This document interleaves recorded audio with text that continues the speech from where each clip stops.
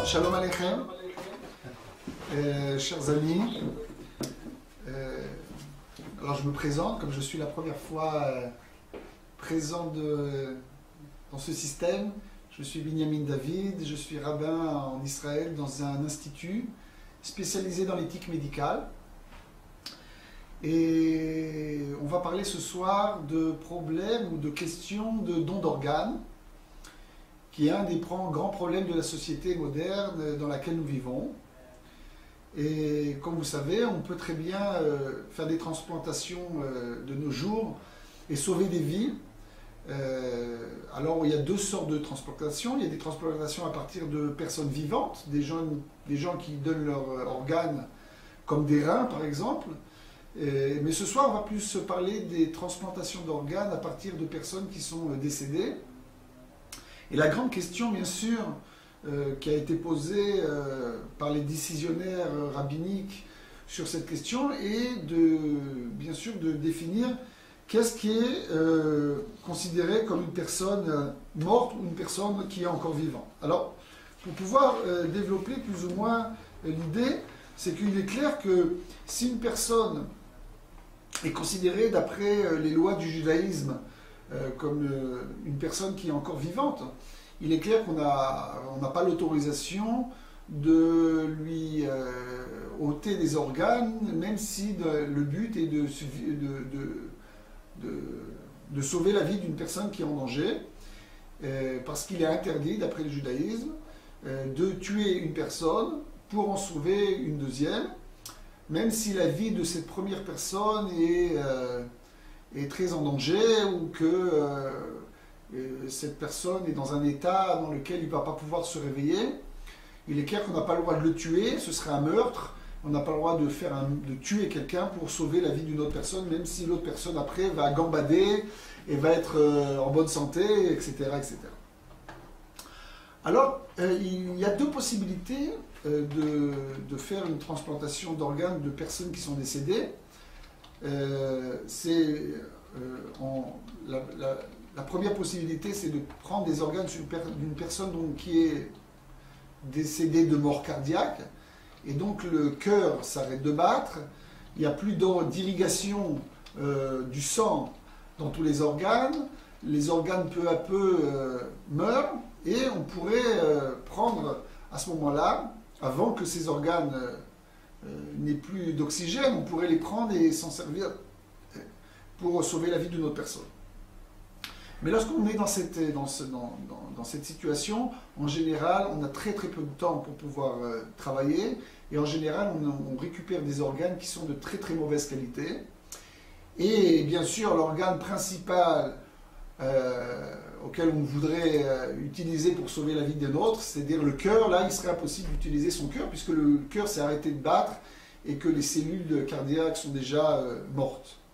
Donc la deuxième possibilité, c'est de prendre des organes sur une personne qui est morte de mort cérébrale.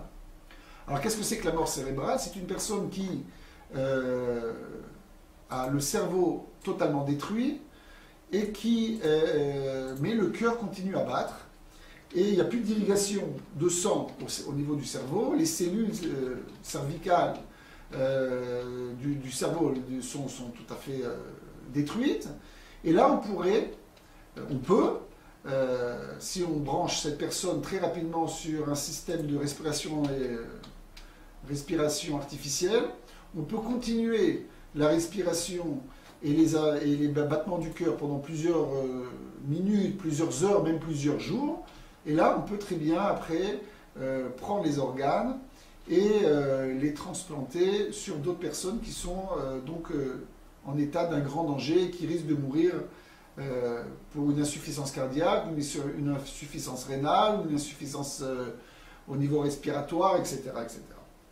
Et la grande question, bien sûr, à laquelle on doit répondre, c'est qu'est-ce qui définit la mort d'une personne? Alors encore une fois, si la personne, tant que le cœur bat, est considérée comme vivante, alors on aura l'interdiction, d'après le judaïsme, de la tuer pour sauver la vie d'une autre personne, même si, encore une fois, le cerveau est détruit et que cette personne ne se réveillerait pas. Mais si on la considère, si notre définition et que cette personne est encore vivante, on n'a pas le droit de la tuer pour sauver quelqu'un d'autre. Mais si par contre, on considère que cette personne est morte, alors on peut très bien, apparemment, prendre ses organes et pour sauver la vie d'une autre personne. Bien que, encore une fois, c'est pas si simple comme ça, parce que dans le judaïsme, il y a certains interdits qui sont par rapport à un défunt, par rapport à une personne qui est morte. Il y a un interdit qui s'appelle Issour. D'abord, on a l'obligation de l'enterrer.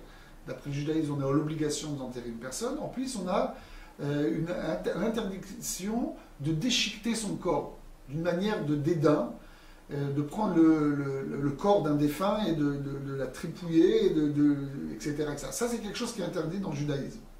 C'est pour ça que lorsqu'il y a parfois des personnes qui sont décédées d'une manière bizarre et qu'on appelle la police pour faire des investigations, parfois il faut vérifier est-ce que dans ce cas-là c'est considéré comme quelque chose de permis ou non. Et donc, apparemment, ce ne serait pas si simple de prendre la dépouille d'une personne et de la découper en morceaux et de lui prendre le cœur et de lui prendre le foie et de lui prendre les reins et de lui prendre les poumons, etc., etc. On a aussi une obligation dans le judaïsme, c'est d'enterrer la personne le plus rapidement possible. Si une personne est décédée, normalement, on doit l'enterrer le jour même et ne pas attendre le lendemain et de repousser l'enterrement au lendemain. Alors encore une fois, là, apparemment, la personne est décédée et on repousse l'enterrement pour pouvoir sauver d'autres vies. Et on a aussi, dans le judaïsme, un interdit, c'est de profiter du corps d'un défunt. On n'a pas le droit de faire... comme les nazis ont fait des savons à base de cendres humaines ou de graisse humaine, etc. C'est quelque chose d'épouvantable et c'est interdit dans le judaïsme de profiter du corps d'un défunt. Et là, apparemment, si on autorise les dons d'organes, et même si on considère que cette personne est morte, apparemment on n'aurait pas le droit encore une fois, de trifouiller son corps, d'utiliser ses organes, de repousser l'enterrement, etc. Mais on a un grand principe dans le judaïsme qui nous dit que pikuach nefesh docheakol, lorsqu'on est devant une situation de pikuach nefesh, de danger de mort, alors toutes les autres interdits s'écroulent. Ils sont annulés. Si une personne, par exemple, le jour de Yom Kippour, est en danger et qui doit absolument manger et boire, alors il a l'autorisation, mais même l'obligation de manger et de boire. Pourquoi? Parce qu'il est en danger de mort. Et lorsqu'on est en danger de mort, tous les autres interdits tombent. De la même manière, le jour de Shabbat, si une personne est en danger, qu'on doit l'amener à l'hôpital, on a très bien le droit, on n'a même pas le droit, on a l'obligation de prendre la voiture, de prendre une ambulance et de l'amener à l'hôpital, puisque cette personne est en danger. Alors là, pareil, dans notre cas, bien qu'on ait l'interdiction de repousser l'enterrement, l'interdiction de profiter de son corps, l'interdiction de déchiqueter son corps, etc., lorsqu'on est face à un danger de mort certain, on a un enfant là qui est en insuffisance cardiaque, on a une personne qui soit jeune, qui est avec une insuffisance rénale, etc., là, dans ce cas-là, on aurait l'autorisation d'utiliser ses organes pour sauver la vie d'une autre personne. Mais encore une fois, quelle est la définition de la mort selon le judaïsme? Alors, je ne vais pas vous mentir pour vous dire que, comme dans beaucoup d'autres sujets dans le judaïsme, il y a parfois des convergences au niveau des décisionnaires rabbiniques. Et là, je vais vous présenter ce soir la position du grand rabbinat d'Israël qui a reconnu la mort cérébrale comme la définition de la mort dans le judaïsme, et qui, par cela, a donné son approbation. À l'époque, c'était à l'hôpital Hadassah de Jérusalem, de pouvoir commencer à faire des transplantations cardiaques et aussi rénales, etc., etc. Mais déjà, il faut que vous sachiez que cette question de la définition de la mort, elle a déjà été plus ou moins discutée au sein du judaïsme dans les années 1772.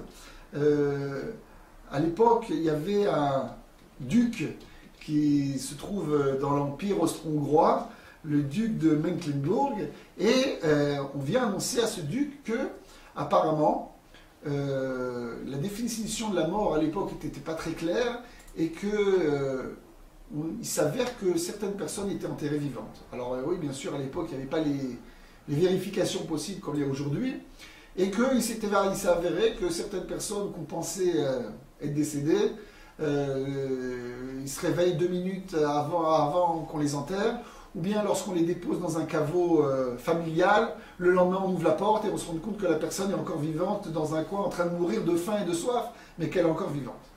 Et donc lorsqu'on annonce ça au duc de Mecklembourg, il décide de décréter une loi en Autriche et en Allemagne à l'époque, qu'il faut absolument attendre au moins 3 jours avant d'enterrer une personne pour bien vérifier que cette personne est morte. Pourquoi 3 jours?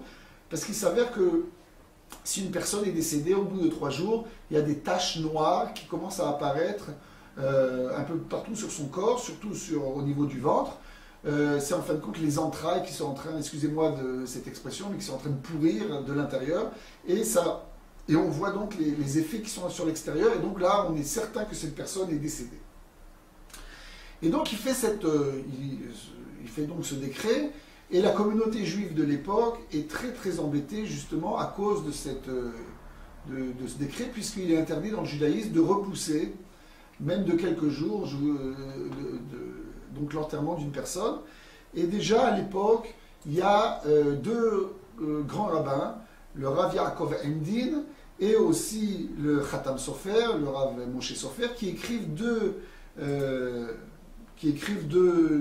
responsables, 2 réponses à l'époque, où ils expliquent que selon le judaïsme, normalement, il est interdit de repousser donc l'enterrement, et que selon le judaïsme, pour pouvoir vérifier si une personne est vivante ou morte, il faut tout simplement vérifier si elle respire ou qu'elle s'est arrêtée de respirer.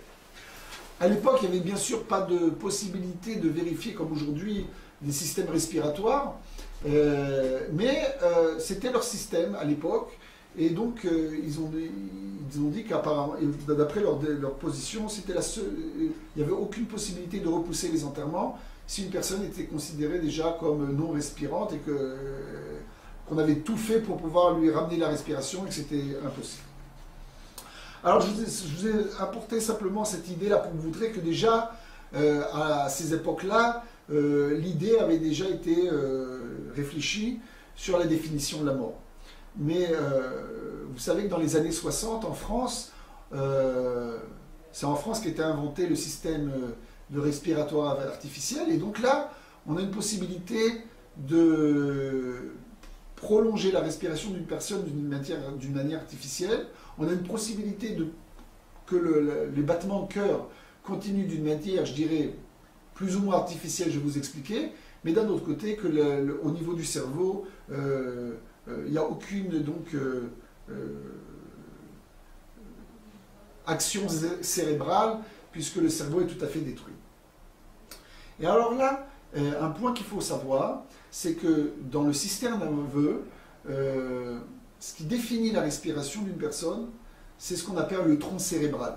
C'est-à-dire, ce n'est pas le cerveau en lui-même, mais c'est plus dans la nuque, ce qu'on appelle le cou du lapin, hein, d'une personne qui meurt du cou du lapin, ça fait une section au niveau du tronc cérébral, et cette personne, directement, s'arrête de respirer. Et donc, lorsqu'une personne, encore une fois, a le tronc cérébral sectionné, il n'y a pas de... cette personne s'arrête de respirer. Mais le cœur, lui, ne dépend pas du cerveau. C'est-à-dire que Akadosh Baruch Hu, Dieu a créé l'homme avec un système cardiaque qui est tout à fait indépendant du cerveau et que le cœur peut continuer à battre bien que le cerveau a été sectionné. D'ailleurs, il y a d'ailleurs une vérification qui a été faite sur ce sujet ici en Israël, où une brebis a été mise sur un système respiratoire artificiel pour qu'il y ait encore une irrigation au niveau des organes.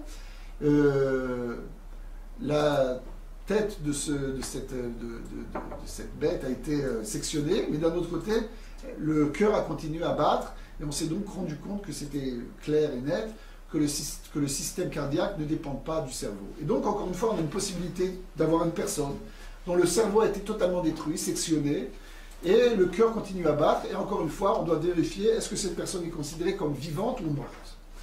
Et donc, encore une fois, il a fallu donner une réponse à cette question, et l'hôpital Hadassah de Jérusalem s'est adressé au grand rabbinat d'Israël en demandant quel était leur avis. Et alors, comme vous savez, lorsqu'un rabbin doit donner une réponse à des questions aussi importantes, il ne se lève pas le matin en disant « Bon, qu'est-ce que je vais répondre ?» Il doit absolument apporter des sources talmudiques, des sources de l'époque du Midrash, où il va appuyer sa réponse. Et ça, je crois que c'est le grand défi des décisionnaires rabbiniques de notre époque, où ils prennent des questions qui sont modernes, dont il était impossible de réfléchir à l'époque du Talmud, puisqu'il n'y avait pas de possibilité déjà à l'époque de faire une déconnexion entre le système cardiaque et le système cérébral, mais aujourd'hui il y a une possibilité.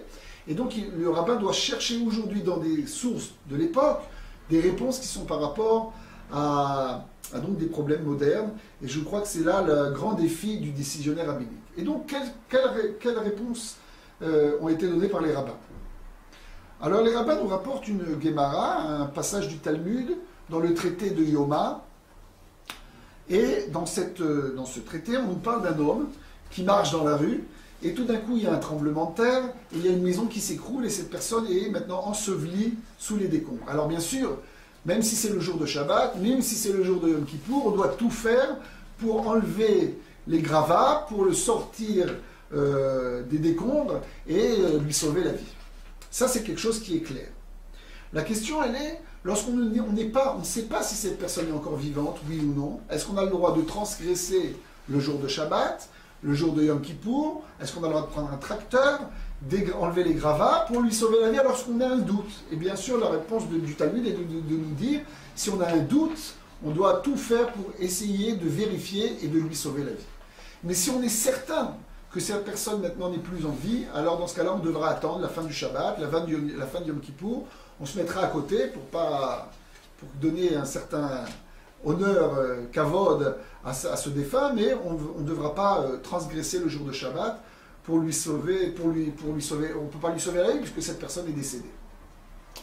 Ok, ça c'est le passage du Talmud. Et le passage du Talmud rajoute une idée en nous disant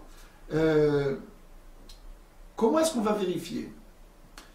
Quand on enlève des gravats d'une personne, il est possible qu'on arrive au pied et qu'on commence à enlever les gravats et qu'on va à un moment arriver au cœur et que là on va vérifier que son cœur s'est arrêté de battre. Et dans ce cas-là, puisque si le cœur s'est arrêté de battre, il est clair que cette personne n'est plus vivante et donc là on s'arrête. Bien sûr, de nos jours, on essaiera de faire un massage cardiaque, etc. Mais si on est arrivé à la situation où cette personne n'est plus en vie, elle n'est plus en vie. Mais la question pose le Talmud, c'est si on est arrivé, on a enlevé les gravats au niveau, on a commencé par la tête, et on enlève les gravats, on arrive au niveau du nez, on se rend compte que cette personne ne respire plus. Est-ce qu'on a l'autorisation de continuer à enlever les gravats? Peut-être que le cœur bat encore. Et le Talmud nous dit non, on s'arrête là. Encore une fois, pourquoi? Ce qui va définir si cette personne est vivante ou si cette personne est morte, ça va être la respiration. Alors encore une fois, de nos jours, on a des systèmes de possibilités de réanimation, de personnes qui sont...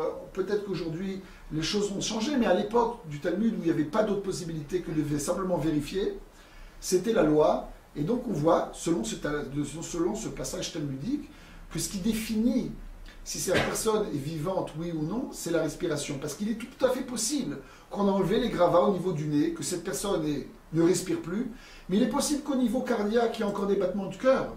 Et pourtant, le Talmud nous dit, on doit quand même s'arrêter là, parce que ce qui va définir l'important, ce qui nous donne la marque de la vie ou de la mort, ça va être ce qu'on appelle en hébreu la neshima.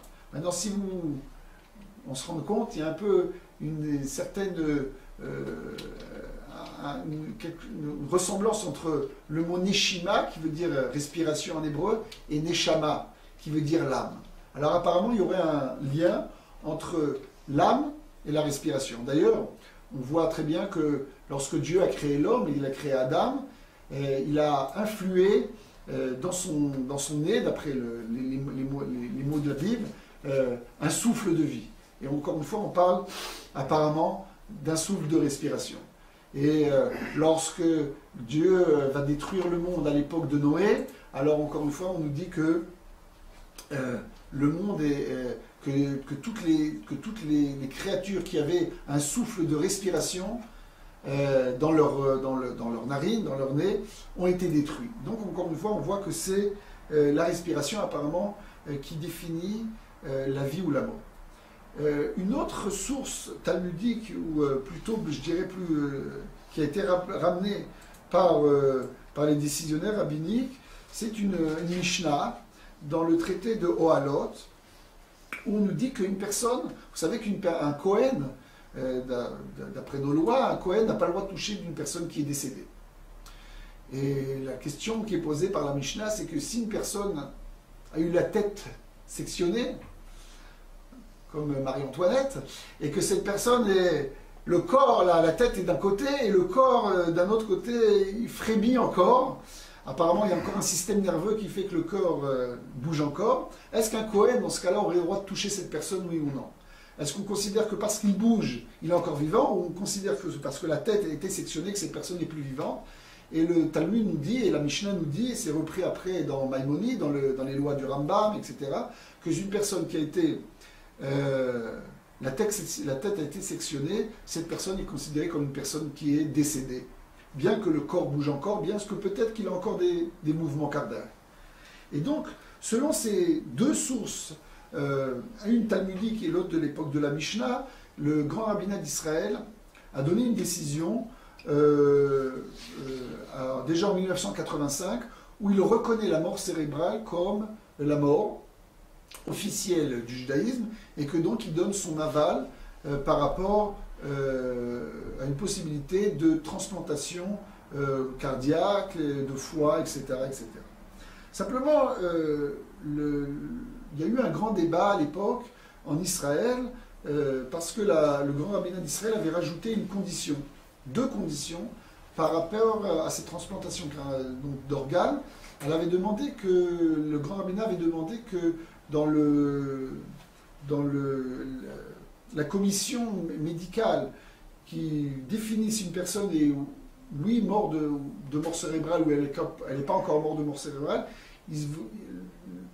les rabbins avaient demandé qu'il y ait une présence, pas d'une présence rabbinique, mais d'une présence d'un médecin qui est reconnu et qui a été envoyé par le rabbinat pour bien vérifier qu'il n'y aurait pas des débordements, que parfois on débrancherait une personne d'une manière un peu plus rapide pour pouvoir récupérer ses organes. Vous savez que c'est une des hantises des gens qui malheureusement arrivent dans ces situations. Est-ce qu'on ne va pas me débrancher plus rapidement pour libérer la chambre, pour libérer le lit, pour pouvoir utiliser mes organes, etc.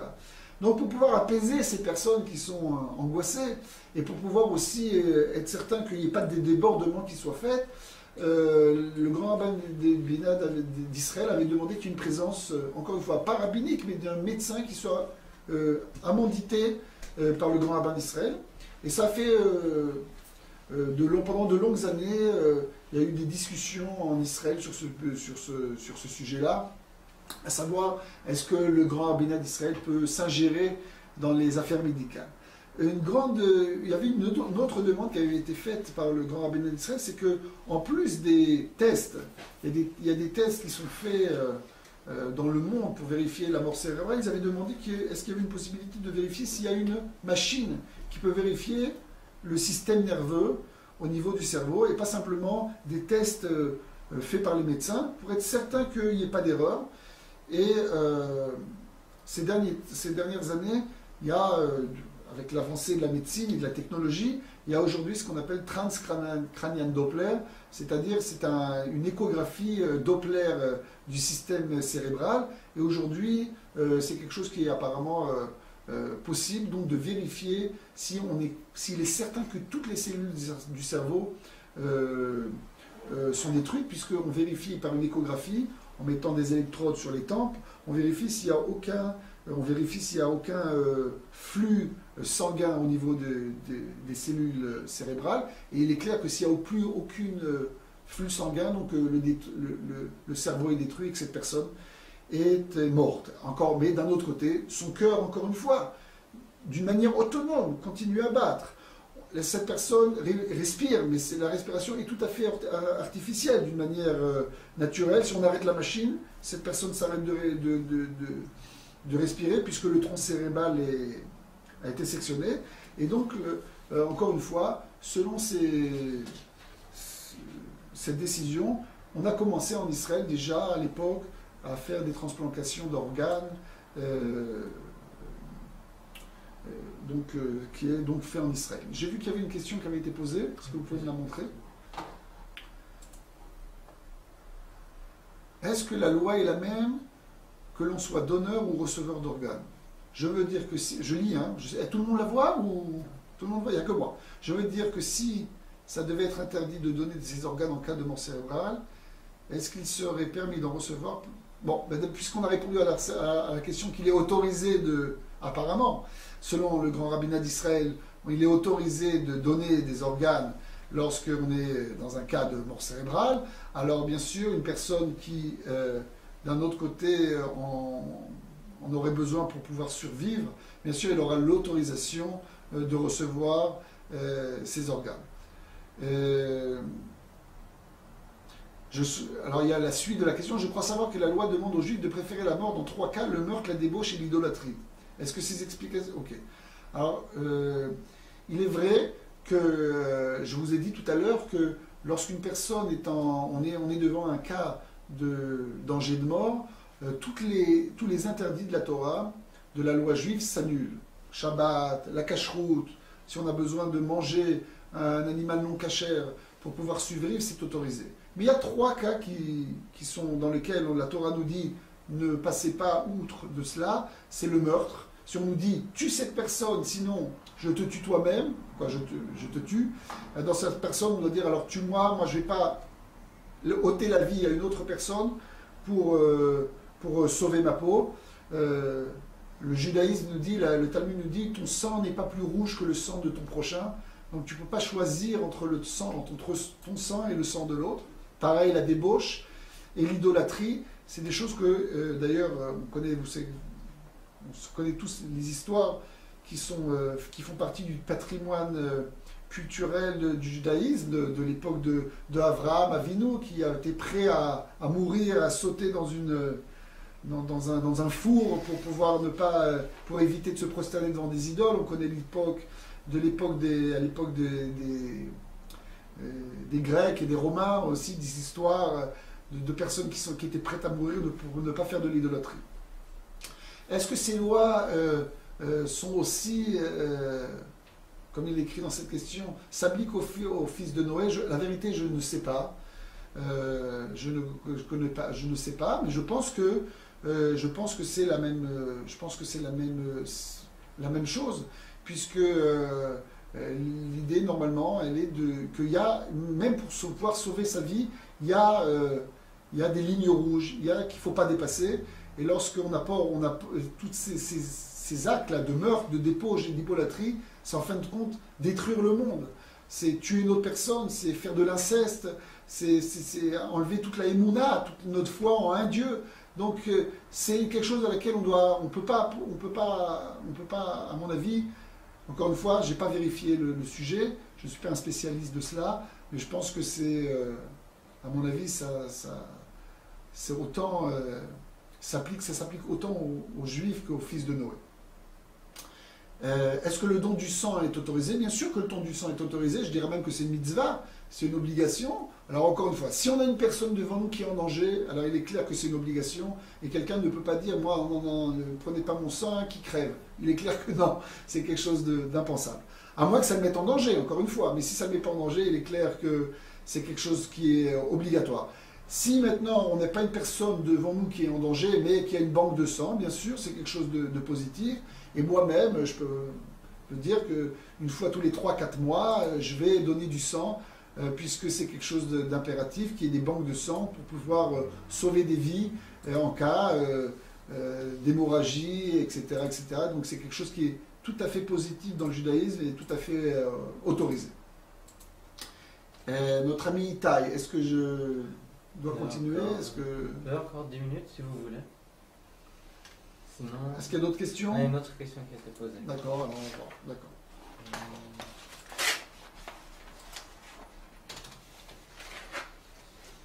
Ah. Est-ce que vous- Non, ça c'est la Un même. instant, ouais.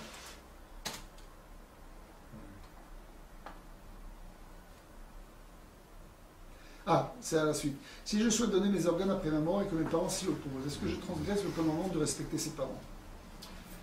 C'est bien sûr une question très, très importante. Mais il faut savoir que, d'après le judaïsme, quand on parle de respect des parents, on parle de respect des parents par rapport à des obligations qu'on a par rapport à eux. C'est-à-dire que si nos parents ont faim, on a l'obligation de leur donner à manger. Si nos parents ont froid, on a l'obligation de leur donner des couvertures, de payer du chauffage, de s'occuper d'eux. Mais en aucun cas, le respect des parents veut dire que nos parents nous gèrent notre vie. D'accord? Si demain, une personne veut se marier avec son épouse et que ses parents s'y opposent, ses parents, d'après la loi juive, ne peuvent pas s'y opposer. À moins que ce soit vraiment une catastrophe, mais normalement, ils ne peuvent pas s'y opposer. Parce que, encore une fois, ce n'est pas quelque chose qui est en rapport avec leur vie à eux, c'est par rapport à notre vie qui est une vie personnelle. Alors, de la même manière, encore une fois, toute loi qui est par rapport à la vie avec les parents, c'est des lois qui sont par rapport à leurs besoins à eux et pas leurs besoins à moi. Donc, apparemment, si moi j'ai décidé de donner mes organes, ça n'a rien à voir avec leur vie à eux, avec leurs besoins, c'est quelque chose qui est uniquement en rapport avec moi. Alors, normalement, je ne crois pas qu'ils peuvent s'opposer, selon le judaïsme, à cela, et ils ne peuvent pas s'opposer non plus après ma mort en disant aux médecins ne le faites pas. C'est pour ça qu'en Israël, d'ailleurs, comme dans beaucoup de pays dans le monde, il y a des cartes que les gens signent de leur vivant, où ils annoncent qu'ils sont intéressés, ils sont d'accord qu'on leur prélève des organes en cas où ils sont dans une situation de mort cérébrale. Et l'expérience en Israël montre qu'à 95% des cas, les parents sont d'accord. Même si au départ ils s'y opposaient, lorsqu'ils voient que c'était le désir de leurs enfants, ils acceptent. Mais il faut savoir qu'en Israël, comme c'est quelque chose bien sûr de très, au point de vue sentimental, c'est quelque chose de très grave, lorsque les parents s'y opposent, alors même si la personne a signé cette autorisation, lorsque la famille s'y oppose en Israël, en général, les médecins refusent de prendre des organes, pour éviter qu'il y ait des émeutes ou des cris ou que des familles soient disloquées. Imaginez qu'une partie de la famille accepte, l'autre famille, de l'autre côté, une autre partie de la famille refuse. Après, déjà, ils sont endeuillés, qu'une personne de leur famille, souvent des personnes qui sont très, très jeunes, sont morts dans un accident de voiture. Alors déjà, la famille est disloquée. Alors si en plus, après, on doit déchirer la famille, parce qu'il y en avait certains qui vont dire vous êtes des meurtriers, d'autres qui vont dire vous êtes des assassins. Alors en général, les médecins demandent que la famille se mette d'accord.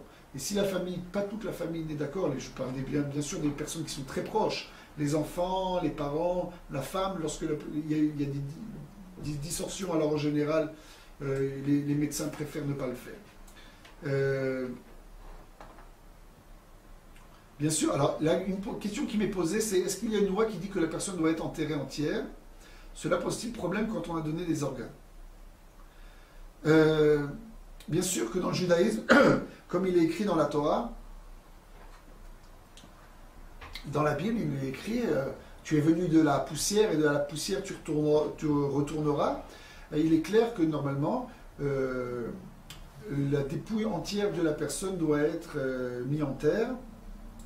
Et d'ailleurs, vous connaissez peut-être cette organisation en Israël qui s'appelle Zaka, qui lorsque malheureusement il y a des attentats en Israël, ils envoient toute une équipe sur la place pour ramasser tous les morceaux de lambeaux, de peau, etc., à toutes les personnes pour pouvoir et ramasser tout pour que tout soit mis en terre.